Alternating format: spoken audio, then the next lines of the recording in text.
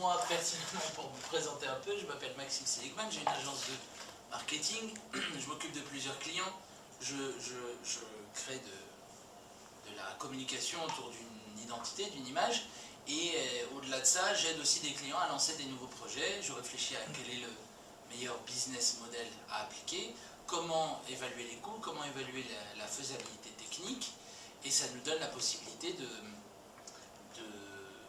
d'évaluer tous les aspects de lancement pour pouvoir lancer un produit de la manière la plus structurée possible et de pouvoir arriver sur le marché avec une offre complète, un potentiel client et déjà une première idée des résultats que ça va pouvoir apporter.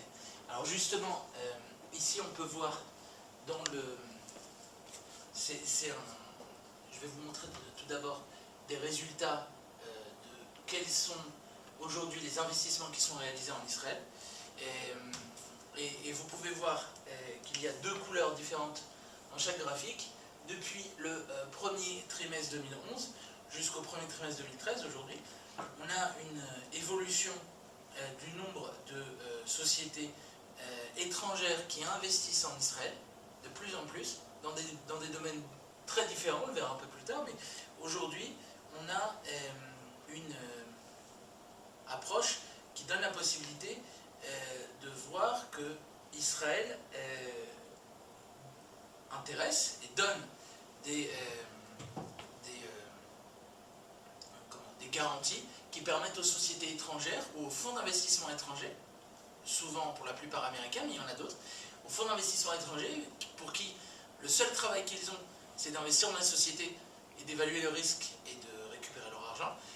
Aujourd'hui, de plus en plus, et on le voit, c'est à la baisse parce que malgré la belle embellie de 2011 où on avait des investissements très importants, on est aujourd'hui en 2013 avec une moyenne d'environ 480 millions de dollars investis par trimestre et l'investissement israélien reste stable, on tourne autour de 30%, donc presque 70% de l'argent qui est investi en Israël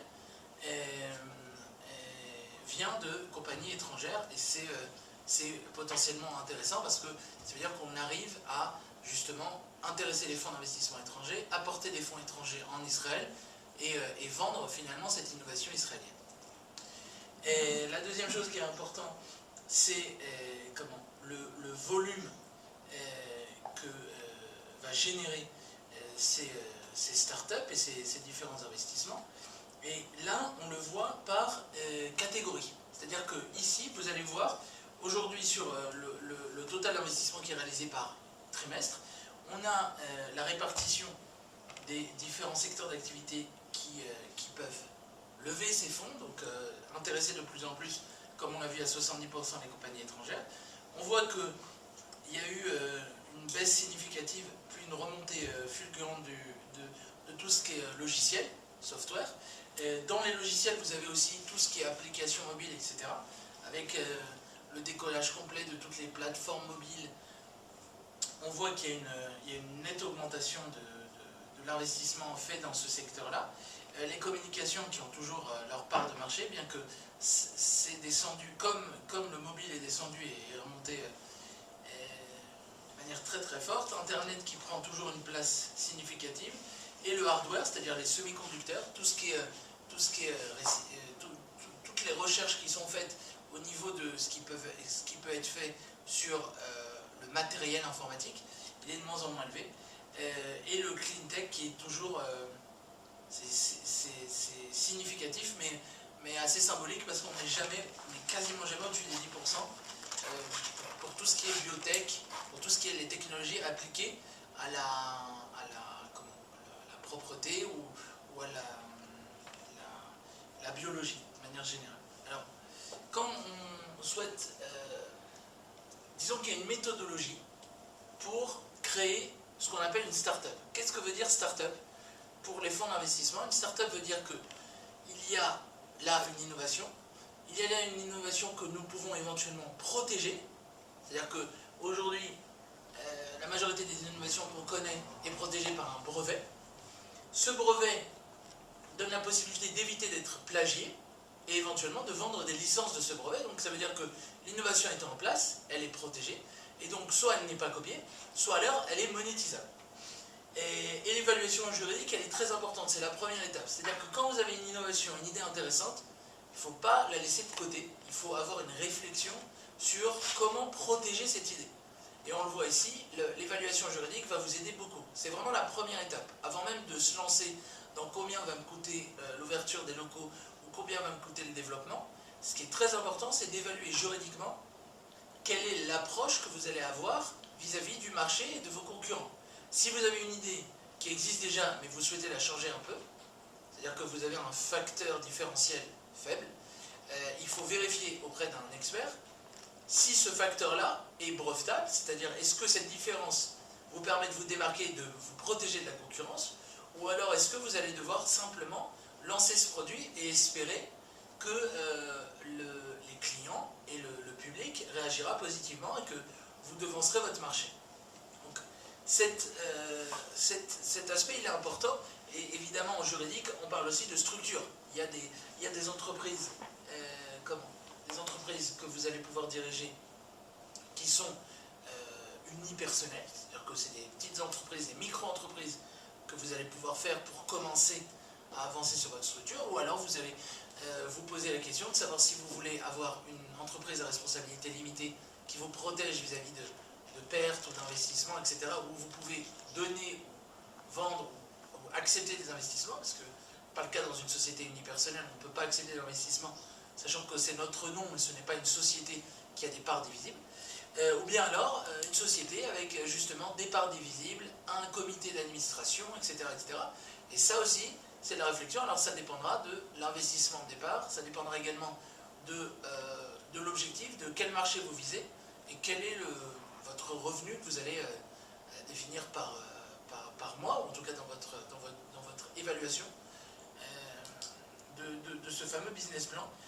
Également, alors c'est très important, en France on n'a pas beaucoup l'habitude, mais en Israël c'est très fréquent qu'une société qui pratique l'innovation peut être aidée et par l'État, et éventuellement même par les localités. C'est-à-dire que par exemple Jérusalem va encourager les startups, les entreprises qui sont innovantes en donnant une aide par employé, par mètre carré que vous avez occupé sur le territoire de Jérusalem. Ça donne la possibilité de baisser les charges au début, et surtout Jérusalem insiste beaucoup sur le fait qu'ils veulent investir et introduire et encourager l'introduction de sociétés israéliennes innovantes à Jérusalem. Et donc ça c'est très important, vérifiez bien, beaucoup de sociétés ont perdu, alors le nom de l'organisme s'appelle Harli, ça s'écrit H-A-R-L-I, beaucoup de sociétés ont perdu ce type d'aide par manque de connaissances et ne s'étant pas adressées aux bonnes personnes. Et donc, n'ont pas eu cette possibilité. Et lorsqu'on est une société innovante et technologique, on a la possibilité également de demander à l'État, via le Madan Arashi, d'investir également dans son entreprise innovante. Elle va vous aider, soit par des aides qu'elle vous donne, soit alors par des prêts. Elle va vous aider à financer et affronter les débuts d'une société innovante. Alors justement, dans le cas juridique, ce qui est très important, c'est qu'aujourd'hui on a des outils gratuits qui nous permettent, gratuits ou en tout cas vraiment abordables, qui nous permettent d'évaluer quel est le coût et surtout, est-ce que l'idée qu'on a et qu'on souhaite mettre en place existe déjà ou pas. Donc ici vous avez par exemple l'USPTO, qui est le registre américain et donc international des patents aux États-Unis. Ce USPTO a la possibilité, on peut rechercher un patent dans la base de données. On ne peut rechercher que les patents qu'ils ont acceptés. Les patents en cours, il faut savoir qu'un patent, un brevet, met environ 2 ans entre la date de dépôt et la date d'acceptation ou de refus. Donc, tous les patents qui sont acceptés se trouvent dans cette base de données. Ça vous donne la possibilité de vérifier si vous pensez que vous avez un brevet possible. Sachez que votre brevet n'a pas la vocation d'être l'activité principale. Si, dans le cadre de votre activité, vous avez une partie de votre activité ou une approche différente sur une problématique liée à votre activité, vous pouvez déposer un brevet. Ce n'est peut-être pas votre activité principale et ce qui va vous rapporter tout de suite de l'argent. Est-ce qu'il y a des aides au dépôt de brevet? Alors, le dépôt de brevet coûte quasiment rien. Le dépôt lui-même. C'est la recherche, la réflexion et la rédaction qui va coûter de l'argent. Le dépôt de brevet coûte quelque chose comme 200 $.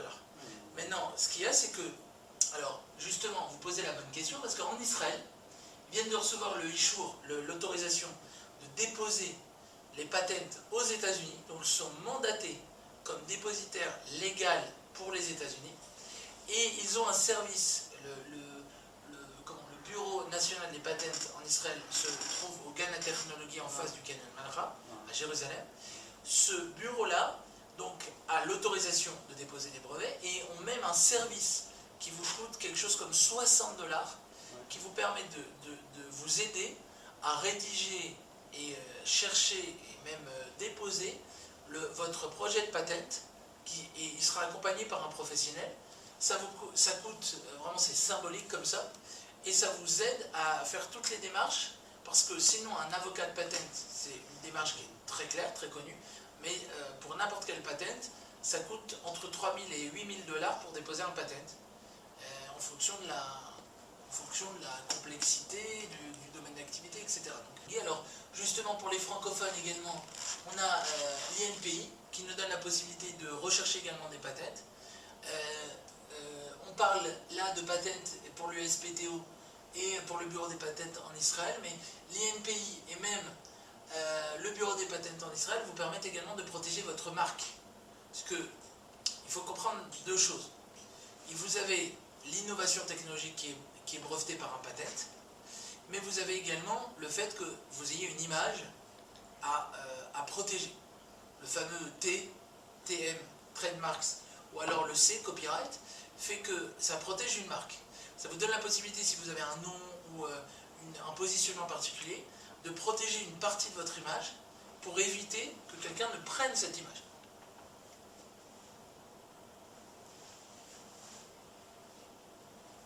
Donc ça, c'est les deux choses différentes.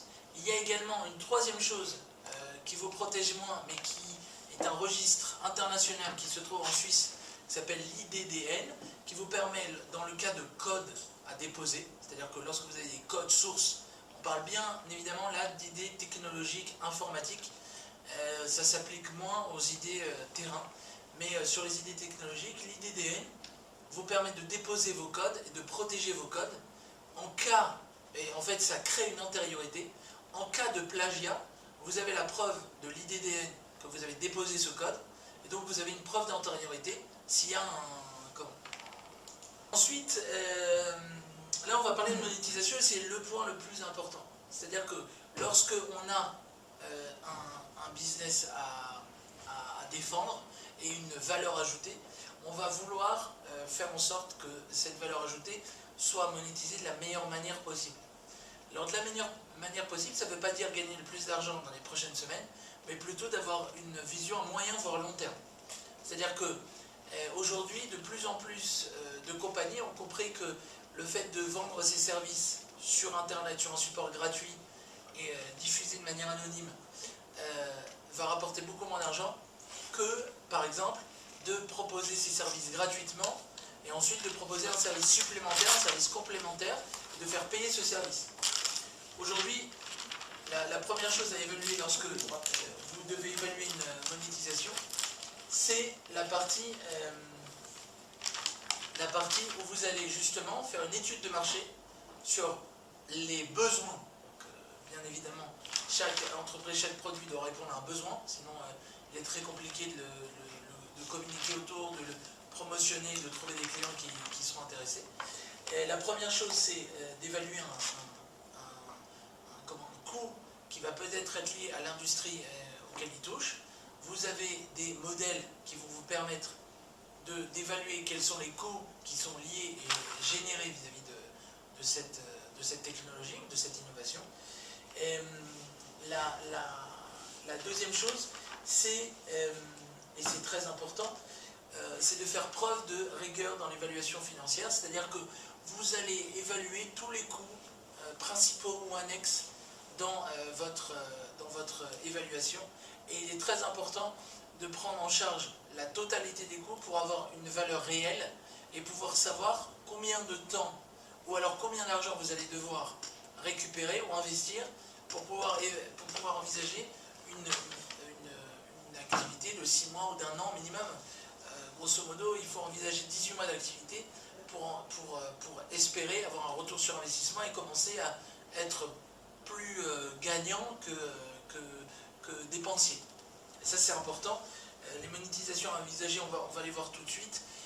Aujourd'hui, on a plusieurs monétisations à envisager, mais toujours, il y a des coûts de fonctionnement, parce que lorsque vous lancez une activité, il est bien évident que vous avez des coûts fixes au départ, qui même s'ils sont compressibles, ont une certaine valeur minimum, et qui additionnés à toutes les sorties, vont être quand même assez important. La deuxième chose, c'est que vous avez également ce qu'on appelle une mise à jour, où lorsque vous mettez en place une innovation, vous allez devoir l'entretenir. C'est évident qu'aujourd'hui, on est obligé d'envisager les deux aspects. Alors, ce que je voulais vous montrer, c'est ici les 4 business models différents de monétisation. Alors alors j'ai pris l'exemple dans l'industrie de l'application. Pourquoi? Parce que c'est quelque chose qu'on connaît tous très bien. Les applications, on en utilise tous les jours. Mais surtout, et c'est le plus important, c'est que ce modèle d'application s'applique à toutes les industries aujourd'hui. On peut envisager 4 types de modèles différents. On verra, il y a 2 grands groupes. Il y a le groupe de payer pour voir, hein, les applications payantes, ou les applications où vous êtes obligé de débourser de l'argent, et même dans un business model même d'immobilier, etc., où vous avez, par exemple, comme un hôtel, vous payez pour aller consommer une nuit dans l'hôtel. D'accord? Donc ça, c'est le business model le plus connu au monde. Et c'est un business model qui, grâce à Internet, est en train de se diversifier énormément. C'est-à-dire que les gens ont compris qu'il y avait le business model où j'ai un contenu, je vends ce contenu, je gagne de l'argent. Et il y a le business model où, justement, on va le voir, on a des revenus complémentaires qui peuvent être beaucoup plus importants grâce à cette industrie que de payer pour consommer. La deuxième chose, c'est justement ce qu'on appelle le in-app. Qu'est-ce que c'est? C'est de dire, j'ai une application, j'ai des utilisateurs, mais je vais vendre un service supplémentaire. Par exemple, je propose de la météo, toutes les applications de météo sont gratuites, mais je veux proposer, par exemple, vous êtes en train de regarder la météo du Mexique, vous souhaitez appeler au Mexique, j'ai la possibilité de vous vendre des minutes pour le Mexique, moins cher que votre opérateur. Donc ça, c'est ce qu'on appelle le in-app. C'est une monétisation qui est très connue, surtout dans les jeux vidéo. J'ai un jeu vidéo gratuit, je suis bloqué dans un niveau, je veux passer le niveau supérieur, je paie. Ça, c'est très connu sur Facebook, sur les mobiles, c'est vraiment très répandu, et c'est une monétisation qui rapporte beaucoup d'argent. Justement, les producteurs de jeux vidéo, il y en a beaucoup, se sont aperçus qu'ils avaient des applications payantes où on pouvait, à partir d'un achat unique, jouer tout au long de la vie du jeu, et ils ont eu une rentabilité moins bonne que lorsqu'ils ont proposé le jeu complètement gratuit, avec la même technologie, les mêmes effets visuels, etc. Mais ils ont proposé justement de passer en in-app, c'est-à-dire que dès qu'on est bloqué à un niveau, on est obligé de payer, et rapidement on est bloqué. C'est bien évident que les ingénieurs ont bien fait la chose, et on a donc la possibilité de passer ce niveau, de payer pour ça, et le jeu gagne beaucoup plus d'argent avec ce système-là, parce que, en fait, pourquoi? Parce que là, vous avez une barrière qui est à l'entrée.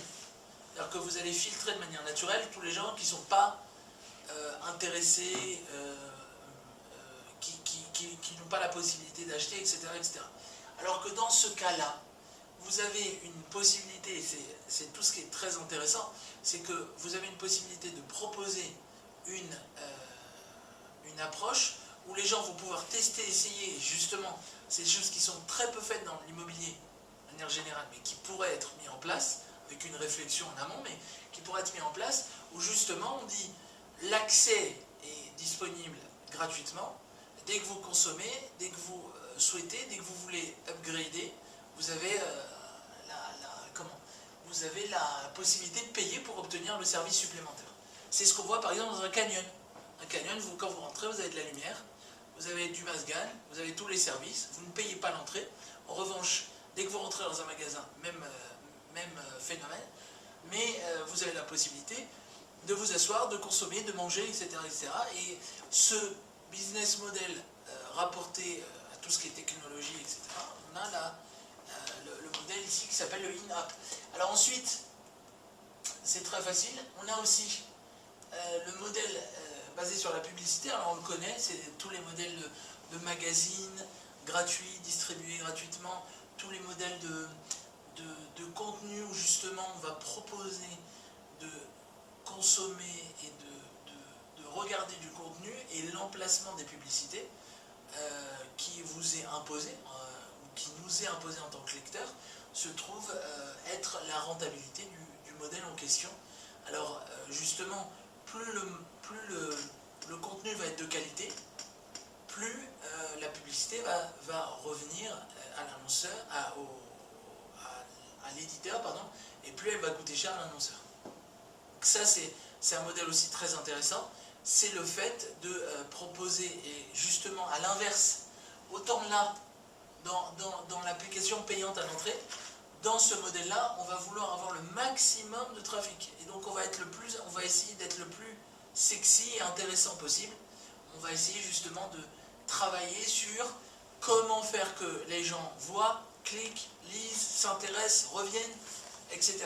Et donc ça, c'est un modèle qui est classique, hein, c'est un modèle qui a des centaines d'années, et ça donne la possibilité de monétiser le trafic. La dernière chose, et c'est la monétisation qui est la plus compliquée à mettre en place, mais qui rapporte le plus d'argent. Pourquoi? Parce que aujourd'hui, vous avez la possibilité de dire, regardez, moi j'ai un service, je pense que mon service est superbe, donc je veux faire rentrer les gens chez moi, je veux qu'ils l'utilisent. Je souhaite augmenter mon nombre d'utilisateurs. Pour ne pas polluer l'expérience utilisateur, je vais même supprimer les publicités. Et je ne veux rien vendre, je ne veux pas avoir de relation commerciale entre moi et mes utilisateurs. Ce qui va faire que j'aurai une relation de confiance avec mes utilisateurs, et donc le nombre d'utilisateurs va augmenter. Qu'est-ce que je vais faire ensuite? Je vais revendre ces informations utilisateurs à des partenaires.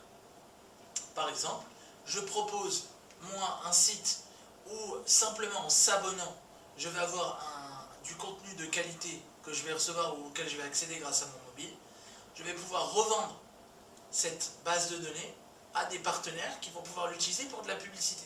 Typiquement par mail, par SMS, par relance de ce type. Mais ça donne la possibilité de dire, mon objectif est d'atteindre un maximum d'utilisateurs et de monétiser ce nombre d'utilisateurs. Justement, j'ai mis des exemples d'applications qui sont bien connues et qui utilisent ces business models-là. Vous avez ici WhatsApp, que tout le monde connaît, c'est un logiciel de messagerie interplateforme qui donne la possibilité d'être acheté $1 et d'être utilisé à vie. Tous les gens qui téléchargent WhatsApp l'ont payé $1 et il est disponible à vie. Aujourd'hui, ça reste l'une des applications les plus vendues au monde. On parle de plusieurs centaines de millions de dollars. Il y a 1 milliard d'utilisateurs de mobiles dans le monde. Il reste l'application payante, l'une des applications payantes les plus vendues. Et ensuite, pour tout ce qui est, je propose du contenu, je propose un service innovant. Alors Shazam a été extraordinaire pour ça. C'est la première application qui a permis d'écouter une musique et de reconnaître la musique et de vous donner toutes les informations sur la musique que vous êtes en train d'entendre. Son titre, son artiste, sa pochette d'album, etc., etc. Ce que ça a donné comme possibilité pour tous les utilisateurs, pour Shazam, c'est que ensuite, lorsqu'on a entendu une musique, on a la possibilité tout de suite de l'acheter l'acheter sur le iPhone, etc. Et donc, en fait, comment ils gagnent leur argent? Ils disent, moi, mon application est gratuite, mon service, il est gratuit, vous pouvez scanner, entre guillemets, de manière auditive, la totalité des musiques, et je reconnais 90 ou 95% des musiques, et lorsque vous l'avez identifié, vous pouvez même l'écouter sur YouTube, ou alors vous pouvez l'acheter pour la garder. Donc ils gagnent de l'argent comme ça, ils gagnent de l'argent juste en vendant de la musique. Et donc c'est un système innovant, c'est qu'ils ont dit on va mettre la technologie, c'est une technologie brevetée, on va mettre la technologie au service de l'utilisateur, on va proposer aux gens de pouvoir scanner de la musique, ce qui paraît être très intéressant parce qu'on entend une musique, on ne sait pas exactement l'identifier, on a la possibilité d'identifier en quelques secondes avec son mobile, ça permet quand même pour certaines activités ou dans certains cas d'améliorer le type de service qu'on peut avoir avec son smartphone. Et on va avoir ici sur Shazam une monétisation qui est de second degré mais qui paraît complètement directe. J'entends une musique, j'ai envie de l'acheter, je peux l'acheter directement via Shazam. Ensuite, les applications basées sur le revenu. C'est bien évidemment YouTube qui est l'une des applications qui reste encore, malgré qu'elle ait été installée sur la majorité des iPhones, maintenant que Apple l'a retiré de manière native, YouTube reste l'une des applications les plus téléchargées, elle reste entièrement gratuite, l'utilisation est gratuite, le nombre d'utilisateurs est illimité, l'utilisation est illimitée, on ne vous vendra jamais rien. En revanche, on gagne de l'argent sur les publicités, et même les gens qui mettent des vidéos avec de la publicité gagnent de l'argent également. Donc YouTube, c'est le principe même aujourd'hui du type d'application qui gagne de l'argent grâce à la publicité, et qui fait beaucoup d'argent grâce à la publicité. Et la dernière chose, c'est Instagram. Instagram est une application toute bête qui a donné la possibilité de rajouter des effets sur ses photos. Ils sont arrivés à un tel nombre d'utilisateurs que Facebook les a rachetés 1 milliard de dollars. Donc c'est aussi un objectif. C'est l'objectif ultime aujourd'hui des startups. Les startups ont bien compris que même la technologie la plus innovante et la plus intéressante du monde ne peut être évaluée que par le nombre d'utilisateurs auxquels elle s'adresse et qu'elle a fidélisé. Et c'est bien la preuve d'Instagram. Aujourd'hui, Instagram n'a pas de monétisation claire, mais elle a été rachetée par le géant de la base de données, qui a des données sur tout le monde, et on ne doute pas que Facebook revend ces données du matin au soir à différents opérateurs qui vont utiliser les données qu'il peut avoir via Instagram également, parce que Instagram, il sait quand est-ce que vous prenez des photos, où est-ce que vous prenez des photos, quelles sont les photos, il connaît vos coordonnées, il connaît la majorité des choses, donc il n'a pas besoin d'avoir une monétisation, à part de revendre ces informations à d'autres personnes qui vont justement faire de la publicité pour avoir un intérêt. Et là, l'étape suivante, c'est bien évidemment la modélisation d'un business case. Qu'est-ce que ça veut dire? C'est la possibilité de créer un prototype. Ce prototype va être le fer de lance du début de votre activité. C'est-à-dire que lorsqu'on veut lancer un projet, il y a énormément de choses parasites que vous êtes obligé de gérer. Des choses qui n'ont rien à voir avec votre activité, mais qui sont essentielles à son bon fonctionnement. Et le simple fait de pouvoir monter un premier prototype fonctionnel qui se réalise, alors c'est un peu moins envisageable dans un business de type de rue, de marché, de quartier, beaucoup plus dans le cas d'un objectif professionnel, internet, technologique, où justement on va pouvoir monter un prototype et avoir justement tout le circuit de fabrication justement du business model qu'on a vu juste avant. C'est-à-dire que il faut évaluer le coût de ce prototype, et ce prototype va vous permettre de présenter les choses aux différents investisseurs. Et c'est bien l'objectif. L'objectif, il est d'évaluer les coûts directs et indirects de la totalité de votre prototype, de le mettre en place et de proposer ça comme une preuve de faisabilité, ce qu'on appelle une proof of concept, une preuve de faisabilité de votre produit sur le marché. là, cette partie est importante pour tous les gens qui ne sont pas technologiques, qui justement vont essayer de voir quelle est la faisabilité technologique du produit qu'on souhaite mettre en avant.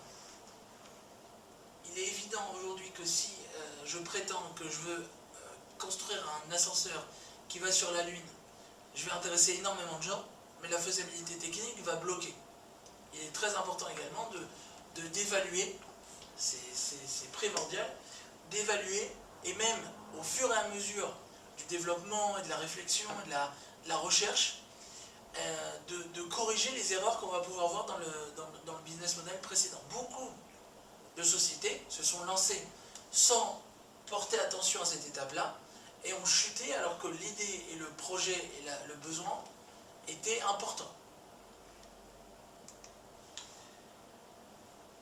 Et la dernière étape, elle est aujourd'hui un peu plus terre à terre parce que les entrepreneurs et surtout les investisseurs vont vouloir regarder quel est le rapport entre l'innovation et le coût. Il est évident aujourd'hui que beaucoup de sociétés engloutissent énormément d'argent dans la recherche et le développement pour arriver à un résultat qui peut-être n'est pas rentable vis-à-vis du coût qu'il a généré. Car, par exemple, si je prends le cas le problème c'est que je connais que des cas qui ont réussi, je connais très peu de cas qui sont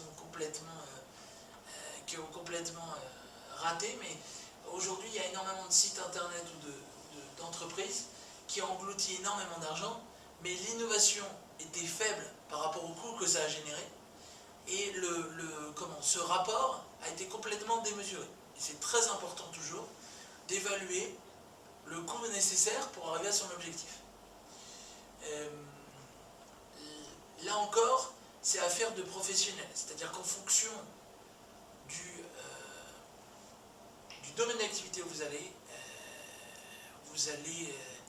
essayer de développer votre propre innovation.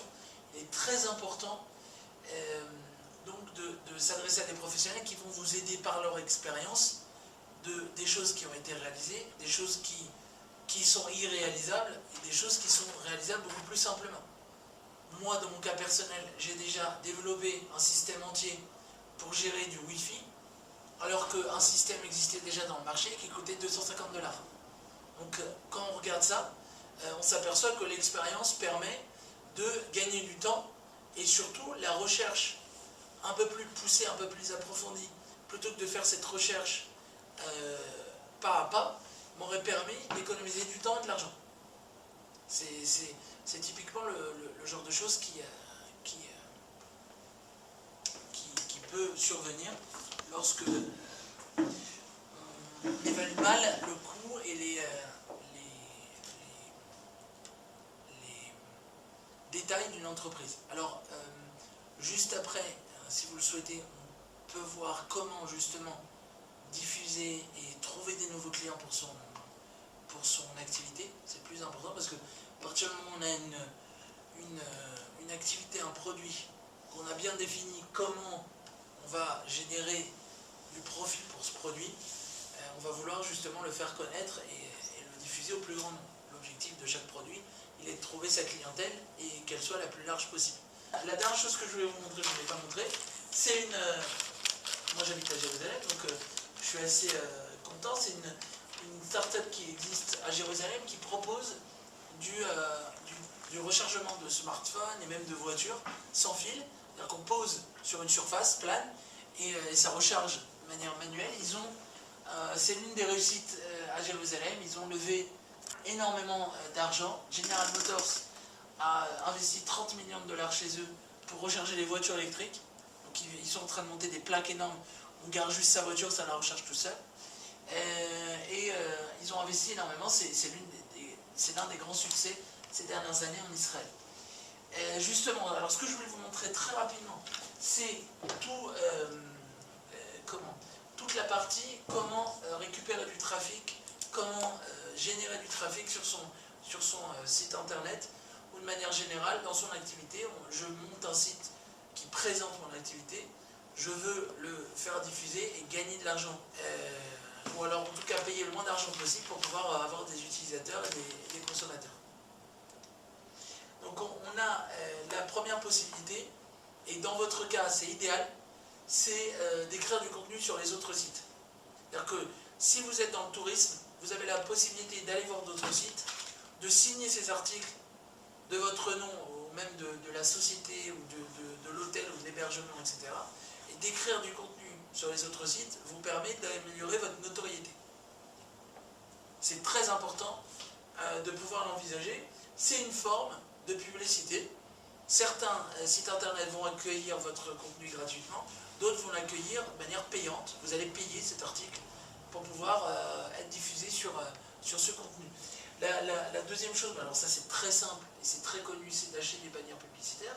Alors l'avantage c'est qu'il y a des grandes sociétés qui font le lien entre les gens qui proposent des bannières publicitaires et des gens qui proposent des emplacements pour héberger vos bannières publicitaires.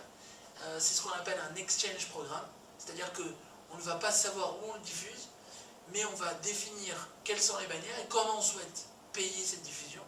On peut la payer au clic, à l'affichage, si on a un lead, si on reçoit un contact, ou même si on a un achat. Et donc ensuite, les publishers, c'est-à-dire les éditeurs de sites internet, vont décider s'ils acceptent ou non vos bannières et votre programme d'affiliation. Justement, la chose supplémentaire que vous pouvez faire, de la même façon, c'est de créer un programme d'affiliation vous-même. C'est-à-dire que vous allez proposer aux gens d'utiliser vos bannières et votre image pour pouvoir générer du trafic vers chez vous et vous allez les rémunérer pour ça. Bien évidemment, vous pouvez définir par exemple alors, les ventes de votre produit, c'est ce qu'on appelle un coût par acquisition, un CPA, ça se dit de la même manière en anglais. Lorsque vous vendez un produit, vous pouvez dire moi je suis prêt à vous payer chaque fois que j'ai un achat sur mon site internet. C'est un accord, vous pouvez le payer de manière fixe ou de manière variable en fonction du prix d'achat. Les inscriptions à votre newsletter, c'est un autre type d'inscription, forcément, ça sera moins cher, mais il faudra faire ensuite le travail de communication via newsletter pour pouvoir gagner des clients et rentrer de l'argent, ou aussi, c'est ce que fait Google AdWords, les clics. Et ensuite, alors, on peut faire également, c'est au clic, de faire de la publicité avec des liens sponsorisés, c'est-à-dire qu'on peut acheter des mots-clés dans un site internet, et à chaque fois que ce mot-clé apparaît, lorsqu'on clique dessus, on va avoir directement la possibilité comment, par exemple, si on veut acheter le mot hôtel Tel Aviv, chaque fois que le mot hôtel Tel Aviv va apparaître sur le site internet, si les gens cliquent dessus, ils vont atterrir directement sur notre page, notre site, notre explication, etc. Bien évidemment également, et ça marche très bien, c'est les comparateurs de prix. Donc pour tout ce qui sont les offres dédiées aux particuliers, les comparateurs de prix fonctionnent très bien. Dans votre cas également, dans votre produit, ça serait intéressant de voir si les comparateurs de prix correspondent à votre système de parrainage. Excusez-moi, il y avait Lengo. Alors, quel coût c'est directement? Lengo, si ça peut vous intéresser, parce que Lengo c'est un produit que j'ai utilisé pendant 2 ans. Il y a une société qui tourne que là-dessus, à Jérusalem, qui donne la possibilité, vous avez des produits, plutôt que d'aller négocier chaque site internet pour leur dire mettez mes produits sur votre site et je vous paye, Lengo vous permet de diffuser avec un seul flux, un seul package de produits, vous permet de diffuser sur autant de sites que vous. C'est-à-dire que Lengo va prendre vos produits, vous avez une liste de 20 produits, ou 200 produits, ou 250 000 produits, va vous dire, vous voulez les mettre sur quel coût, pas de problème, vous voulez les mettre sur Amazon, pas de problème, vous voulez les mettre sur Facebook, pas de problème, vous avez juste à cocher des cases, c'est tout. Ça vous permet de diffuser la totalité de vos produits sur les différentes plateformes, et vous pouvez même trier par produit, c'est-à-dire que sur Facebook, si vous voulez aucun produit au-dessus de 20 €, vous avez la possibilité de le faire. Sur Amazon, vous voulez aucun produit en dessous de 100 €, vous avez la possibilité de le faire, sans problème. Donc ça c'est très important pour tout ce qui est hôtel, etc. Parce que ça vous permet, lorsque vous avez un produit en fonction des chambres plus grandes, des chambres plus petites, etc. Vous avez la possibilité de diffuser. Ensuite, les places de marché, les marketplaces, ça c'est aussi une nouvelle manière de fonctionner. Les places de marché, alors les marketplaces, c'est l'App Store, c'est un marketplace. Amazon est devenu un marketplace. eBay est le plus vieux marketplace sur Internet. C'est le principe d'avoir une place de marché dans laquelle vous allez pouvoir proposer vos produits. Par exemple, sur eBay, on pourrait proposer un coupon de réduction pour aller dans l'hôtel en question, et les gens pourraient l'acheter.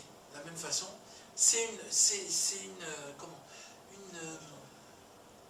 comme un site de petites annonces. Quelle est la différence entre un site de petites annonces et un marketplace? C'est que le diffuseur, c'est-à-dire Amazon ou eBay, va gagner sur la transaction.